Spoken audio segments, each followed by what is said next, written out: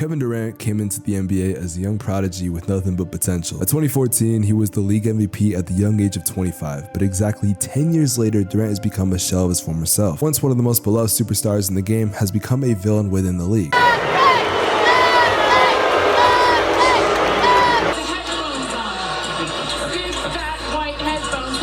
But now this villain is looking more like a sad old man. It's pathetic at this point, and it makes you wonder, how the hell did we get here?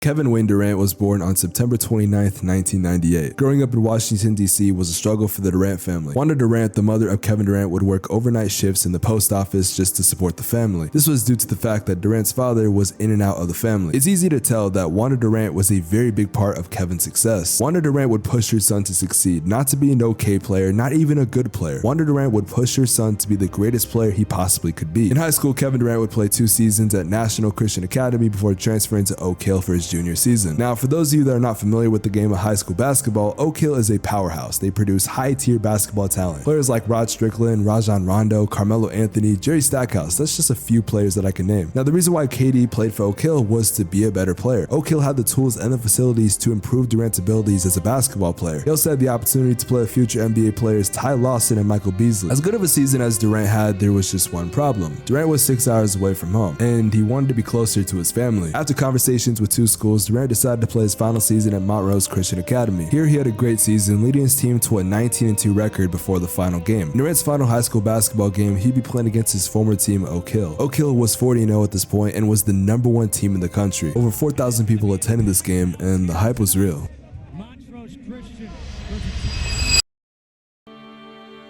Weak side rebound. Running things from the top of the key. One break. Vasquez looks to Durant and flushes it. The top players that I've ever coached, and the one thing about Kevin is his tremendous versatility. Bowie has Durant, leaves for him, gets bumped, finishes, and flushed by Durant. As well as Durant did, Montrose was just losing bad. With 6:27 left in the game, Oak Hill had a 64-48 lead. Everyone had thought this game was over, especially after Durant picked up his 4th foul. But this is Kevin Durant we're talking about. It's totally different and fundamental plays worse. Vasquez hits yet another 3. Bowie gets it back, goes to the lane, goes up and in. Bowie pushing it up. He goes right to the rim again with the left hand. Durant, look at that ball handling. Goes all the way to the hoop and a timeout for Montrose. Here is Durant with the ball, picked up by Smith, pulls up for 3. Durant again with a 3, gets bumped. He'll go to the line for 3 shots. How the game has changed in terms of that. With just under 3:20. Beasley and Lawson both. 8-0 for 3 from the corner. 72-68. That's the game. He drives inside, goes right at Beasley, goes off the glass again, and now it's a 2-point game. Here comes Montrose. Boom!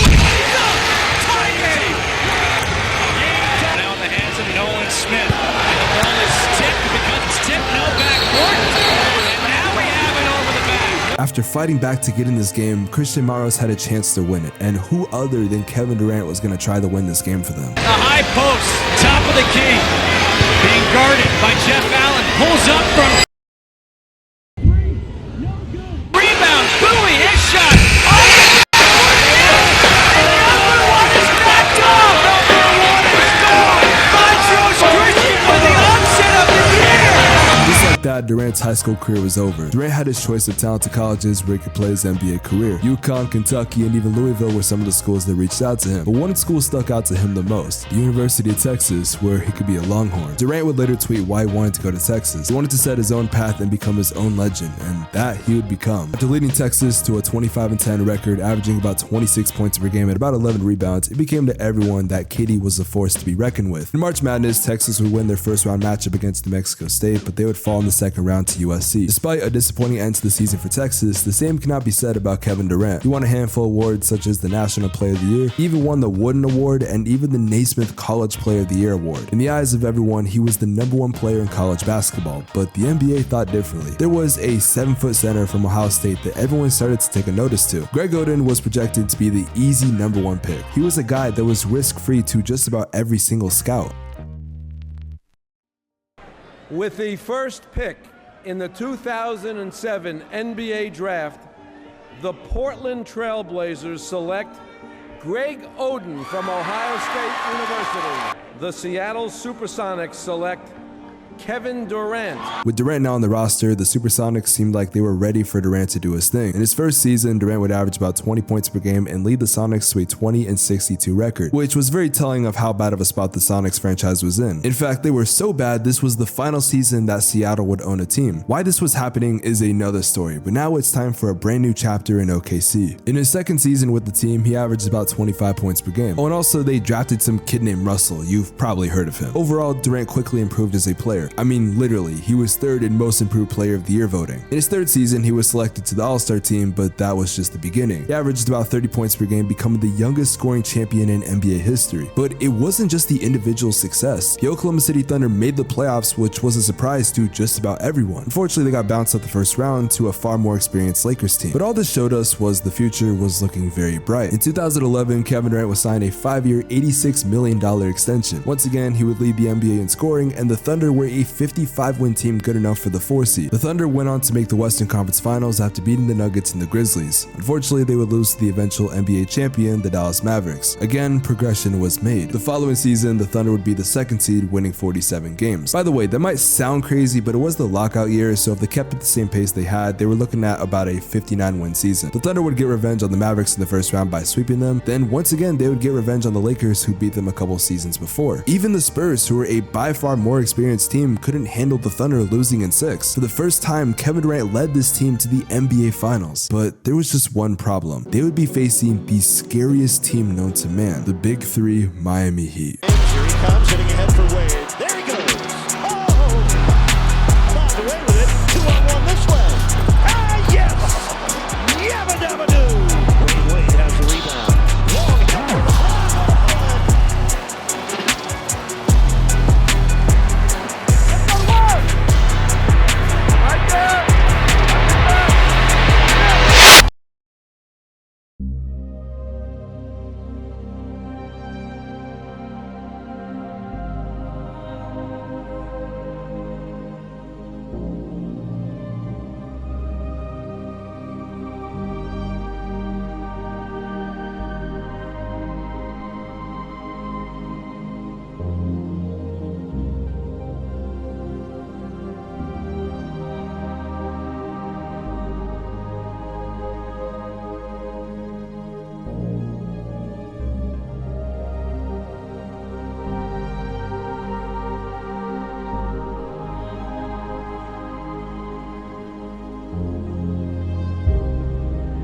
It was too much. There was nothing they could have done. Durant gave it his all, averaging about 30 points per game and shooting 55% from the field. But the fact of the matter is, OKC was just simply too outmatched, losing to the Heat in 5 games. While this was still progression from the year before, it did show OKC wasn't ready just yet. In 2013, Durant would join the 50-40-90 club and the Thunder won 60 games. It looked like they could make it back to the finals, but unfortunately in the first round, it took one dirty play to change everything. Block the shot, he used to go to the front of the rim, pick up that garbage. 42-41 in Westbrook, hobbling away. He winds up getting the right leg right there of Russell Westbrook. That's what had Russell Westbrook. Despite them winning in the first round, they got bounced at the second round by the Grizzlies, ending a year that had so much potential. In 2014, Durant would do something that most players can never say they've accomplished. The 2013-14 Kia NBA Most Valuable Player, Kevin Durant.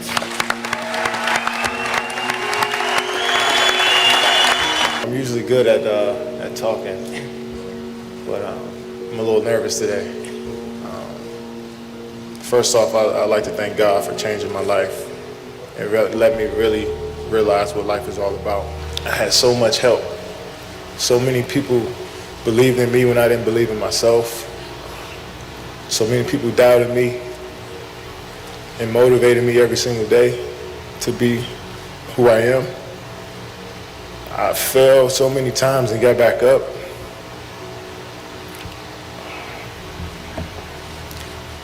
I've been through the toughest times with my family, but I'm still standing. I know you guys think I forgot Russ, But I could speak all night about Russell. An emotional guy who will run through a wall for me. And last, my mom. We were stacked. The odds were stacked against us. Single parent with 2 boys. By the time you were 21 years old, you wake me up in the middle of the night in the summer times, making me run up a hill, making me do push-ups, screaming at me from the sideline of my games at 8 or 9 years old. We wasn't supposed to be here. You made us believe. You kept us off the street, put clothes on our backs, food on the table. When you didn't eat, you made sure we ate. You went to sleep hungry. You sacrificed for us. You the real MVP. How can you not root for this guy? He's a hard worker who overcame every obstacle that was thrown at him. I think it's why most people would say he was easy to root for at the time. However, despite winning MVP, the Thunder still could not get the job done as they lost to the Spurs in the Western Conference Finals. 2015 was a very forgettable season as Durant only played 27 games as he was injured most of the year. Now, 2016 is considered to be one of the greatest NBA seasons we've ever witnessed, and Durant himself had a great year, averaging about 28, 8, and 5, and even a block. The Thunder were the 3rd seed, and it seemed like they could make a run at the chip. The Thunder took care of business in the 1st round, then handled the Spurs in the 2nd round. In the Western Conference Finals, the Thunder would be facing the 73-9 Warriors. While the Thunder were good, no one thought they were 73-9 Warriors good. So everyone was shocked when the Thunder took a 3-1 lead in the series, and all they had to do was win 1 game to make it back to the finals.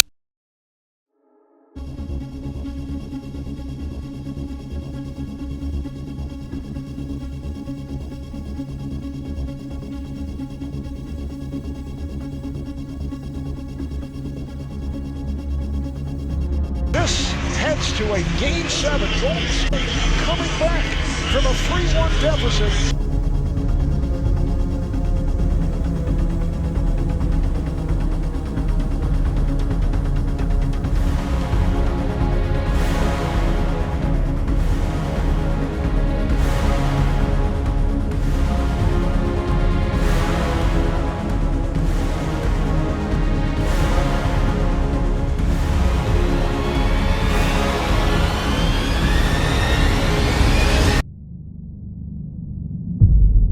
Again, coming in moments ago, Kevin Durant heading to the Golden State Warriors. How are you viewing this move? Well, I'm viewing it as the weakest move I've ever seen from a superstar. Plain and simple. That's just how I look at it. I'd rather go to the team who just beat us. Thank you. This is a big thank you letter to you, Kevin Durant. I'm like, for what? That's how we all looking like, huh?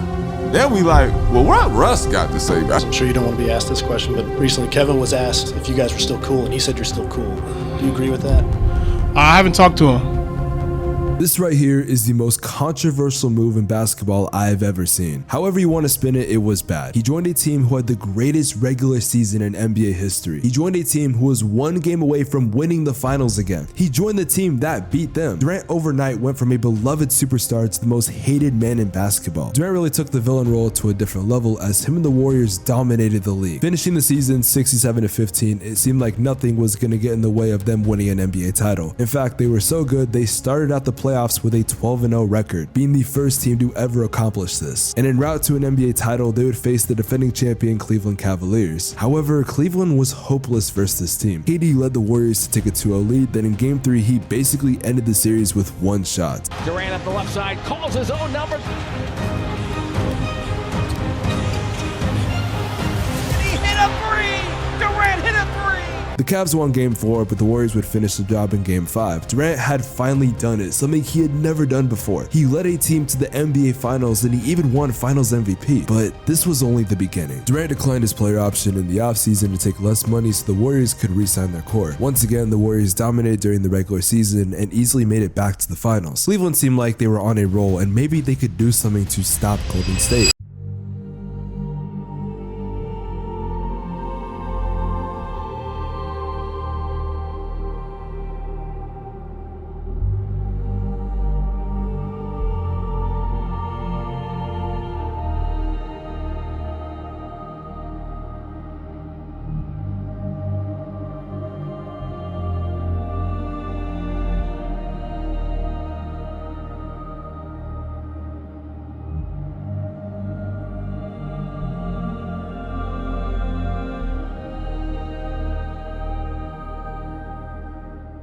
Durant once again won Finals MVP, and this team was on pace to have a three-peat, which I think we all kind of just assumed was going to happen. But problems would arise during the regular season. Draymond and Durant had gotten in a scuffle, which some have believed is the reason why this team may not stay together in the future. Despite the issues, the Warriors still dominated in the regular season as usual. In the first round, the Warriors had a very tough matchup versus an 8-seeded Clippers team. Nevertheless, they won and moved on to play the Houston Rockets. Unfortunately, during Game 5, Durant got injured, suffering a right calf strain.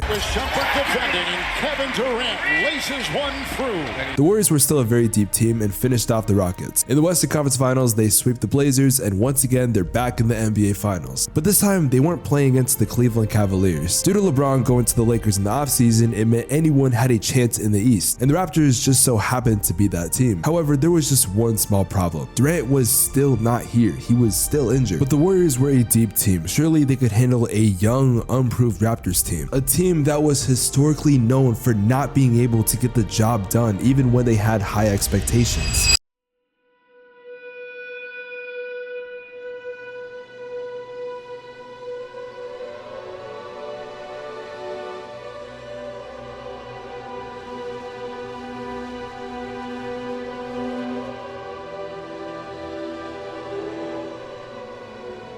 Raptors putting on finishing touches on the biggest win in franchise history. The Warriors down 3-1, it seemed like their chance at a three-peat was sure but gone. But reinforcements were on the way. Kevin Durant was cleared to play in Game 5, even though you could make the argument he was rushed too soon. In the first quarter, Durant came back on fire, scoring 11 points. But little did we know that's all he would do.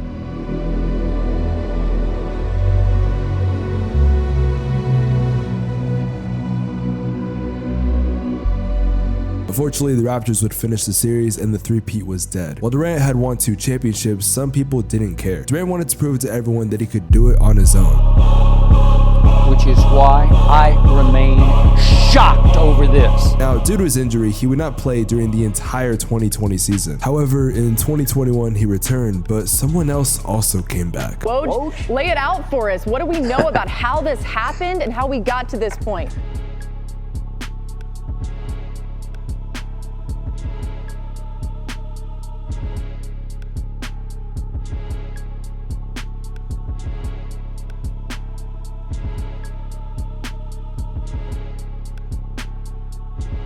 I mean, this was supposed to win championship after championship. However, you know how this plays out. The Nets lose in the semifinals that year to the Bucks because of injuries, and the following year, Harden leaves and they get swept to the first round. Now, during the offseason, Durant would request a trade from Brooklyn. The rumor was he either wanted to go to Phoenix or Miami. Ironically, those were the 2 #1 seeds that season. However, Brooklyn didn't do anything. They stood their ground and said they wouldn't trade KD unless they got a good enough offer. Phoenix was the closest, but they didn't want to give up Mikal Bridges, so Durant would continue to play the team.